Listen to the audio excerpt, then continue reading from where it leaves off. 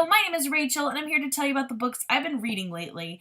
This school year has been super hectic. As soon as school started, I feel like I had no time for anything, and I got super sick, and it has just been a crazy, crazy school year so far. But I think a lot of the craziness is behind me now, so hopefully we can kind of settle in and, get back to the old reading and doing videos. So anyway, I was getting ready to film my October wrap-up, and I realized I never did one in September, so we're going to include that in this video. So in September, I read 4 books. 2 of them were rereads. That was Shiver, the first book in the Mercy Falls Wolf series by Maggie Stiefvater, which I love, and I gave a 5 out of 5 because I just love that book. I also reread Saga Volume 2. My plan was this summer to reread the entire Saga series so that I could catch up with the new one, but it didn't happen, so I'm going to slowly work my way through the series again and reread it. But I did read Saga Volume 2 in September, and I gave it 3 out of 5, same as before. The first new book that I read in September was by an author that actually visited our school during our Scholastic Book Fair, which is Dan Pawlowski. I was so excited. He did a great job presenting to the students, and they were so excited to have him sign their books. And I jumped on the new book that he just released, which is the first in a new series called Shadow House, and the first book was called The Gathering, and it was really good. I am excited for the second one. They're really short. They're really good for the middle grade area. And the only reason I would say I gave it a 3 out of 5 instead of a 4 is that I just wanted a little bit more to happen in this first book than what did. It felt like it was just a real setup book and not too much happened. But then when I say that, I can think of several things that happened, so maybe I'm crazy. I just wanted more from it. I wish there was more to the book. But I saw the cover of the second one already, so I'm excited for that. And if you're unfamiliar with this Shadow House idea, for first, the cover is insane. There's like a little kind of like, I don't even think it's like 3D, but there's this awesome little feature in the cover that makes it really fun. And it follows the story of these teenagers who have all been kind of lured into this house under different circumstances. Several of them think it's a school. One of them thinks a relative owns the building. And she was an orphan, so she comes, and as soon as they make it into the house, all of the doors and windows are locked, and all the ghosts come out and start chasing the children. And I have to say, a couple times, I was even like, oh, goodness, I am glad I'm not one of these kids. So I hope it wasn't too scary for my middle school kids, but I think they loved it. I know they loved meeting the author, and I'm very excited to keep reading some more Dan Pawlowski books. The next new book that I read in September, and the last book that I did read in September, was Shatter Me by Tahereh Mafi. I got to meet her, I think it was either in August or September, and it really just got me excited to read the series. I hadn't read it before, and it has been all a buzz on the booktube, so I jumped in, I gave it a read, and I gave it 3.5 out of 5 stars. I am looking forward to reading the next book in the series, and it really was not at all what I expected it to be. We'll just put it that way. And I think I liked the beginning a lot more than the ending. So I think if I had rated it about halfway through, I would have given it a 4, 4.5. But by the end, it just got a little weird for me, so I gave it a 3.5 out of 5 stars. Now we're up to October. So in October, I did, I don't know, maybe about the same because I read some shorter books. But I read more, so I guess that's the same. I don't know. Let's jump in. The first one was a graphic novel by Raina Telgemeier, and it was called Drama. I gave it 2.5 out of 5 stars. It was not at all what I was expecting. Literally, it's about drama. These kids are in this drama club, and like this one likes this one, but then this one likes this one, and then these two may not like these people in general, and yada yada yada. The only thing that I really liked about this book is they introduced me to bubble tea, which I was able to try after reading this, and I never heard of it before, and it was very interesting. I'm gonna dare say it was very good. I didn't know what to think about it though, because it's way out there. But that was my big takeaway from Drama by Raina Telgemeier, bubble tea. Look it up, it's really interesting. Next up, I read The Bad Guys, Episode 1 by Aaron Blabey? I don't know how to say that name. But nonetheless, I read it. I actually got this one for going to the Scholastic Book Fair workshop, and it was really cute. Basically, it is all these like scary animals get together and try to form a good guys group where they like save cats from trees and things. There's like a shark and a piranha, I think a wolf. So kind of, you know, the animals with a bad rap, and that's kind of their whole like shtick. They're bad guys, but they're gonna be good guys. And I mean, it's kind of silly, but it was cute. It kept me turning the pages, and I will probably pick up the second one. I think the younger elementary kids are really, really gonna enjoy this book, and I gave it 3 out of 5.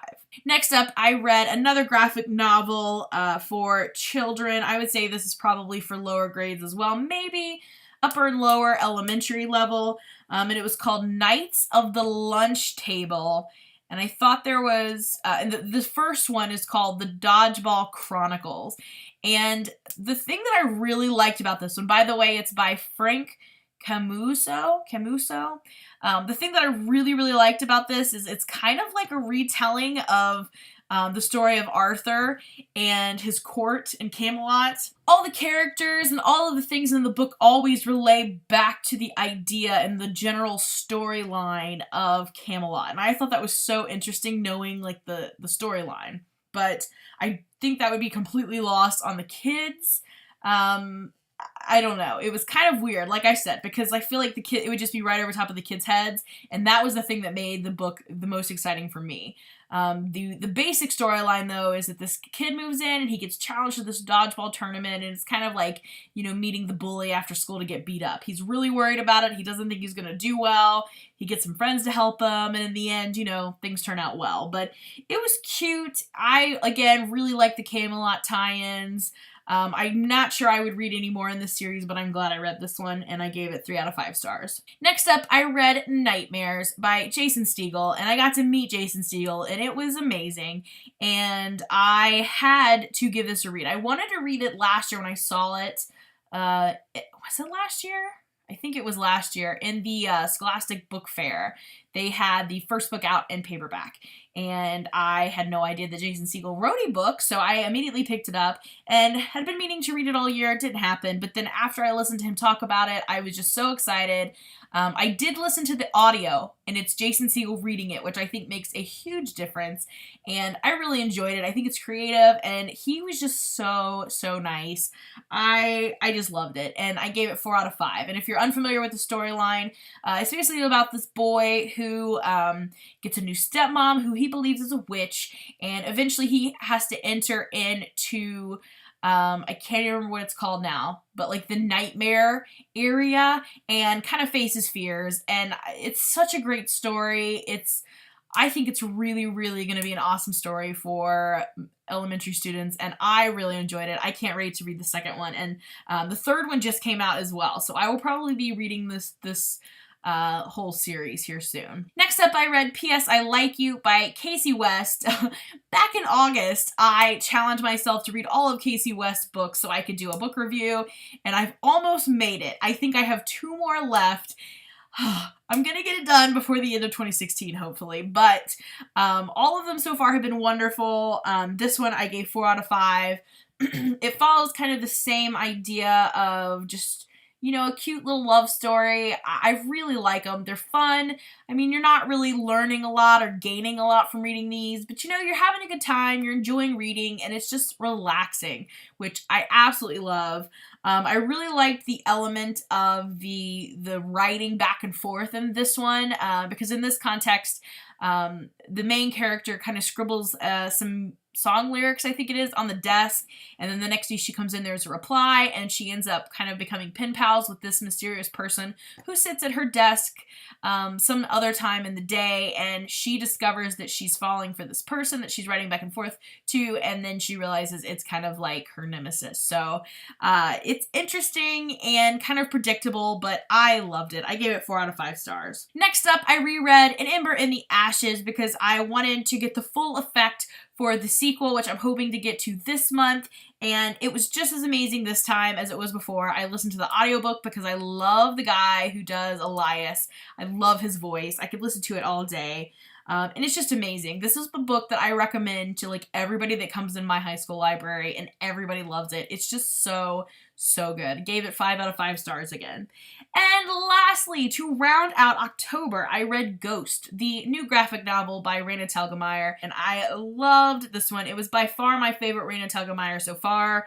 It deals with a child that has, I think it's cystic fibrosis, I think, the one that affects their lungs, and it deals with the family's reaction to the sickness. They move to give the girl some fresher air. I think they moved to the sea. Maybe it was the sea air. I don't exactly remember. But they moved to help her, and the characters are kind of Hispanic, and they take on the festivities of Dia de los Muertos, and it just, I mean, whether it's accurate or not, I think it really just opens your eyes to the idea of different celebrations, because I feel like here in the United States, we get a lot about our holidays. We don't get a lot about other countries' holidays. So, I mean, even if it's not accurate, I think it will really motivate kids to want to learn more about Day of the Dead. So they might go do some research on their own, which is just the best. So I thought this was amazing again. I loved it. I loved all the things that they incorporated. I loved this one. I gave it a 4.5 out of 5 stars. So that is my wrap up for September and October. I'm hoping now that the craziness has hopefully died down. I'll be able to read a lot more. I'm hoping 2017 is going to be an excellently reading year for me. So stay tuned for more. And thank you for watching. I will see you again soon. Bye for now.